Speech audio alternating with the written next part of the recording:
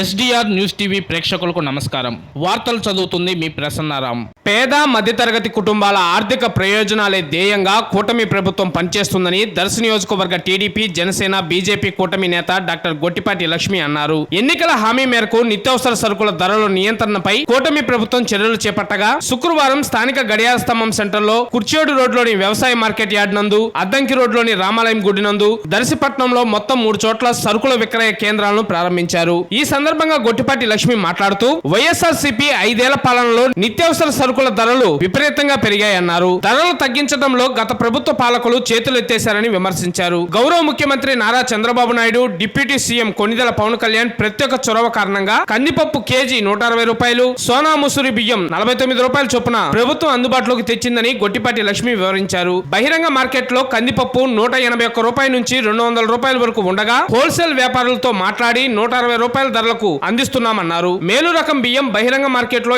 55 రూపాయలు కాగా 49 రూపాయల చొప్పున అందిస్తున్నామన్నారు. ప్రభుత్వం ప్రతిష్టాత్మకంగా ఏర్పాటు చేసిన ఇలాంటి సదుపాయాలను ప్రతి ఒక్కరూ సద్వినియోగం చేసుకోవాలని ఆమె ఈ సందర్భంగా కోరారు. ఈ కార్యక్రమంలో దర్శి నగర panchayat municipal chairman Narapasetti Pichchaiah, municipal commissioner Y Maheswararao, revenue సిబ్బంది, వైస్ చైర్మన్లు, వార్డు కౌన్సిలర్లు, కోఆప్షన్ మెంబర్లు, పలువురు టీడీపీ, జనసేన, బీజేపీ నాయకులు, కార్యకర్తలు, ప్రజలు అధిక సంఖ్యలో పాల్గొన్నారు.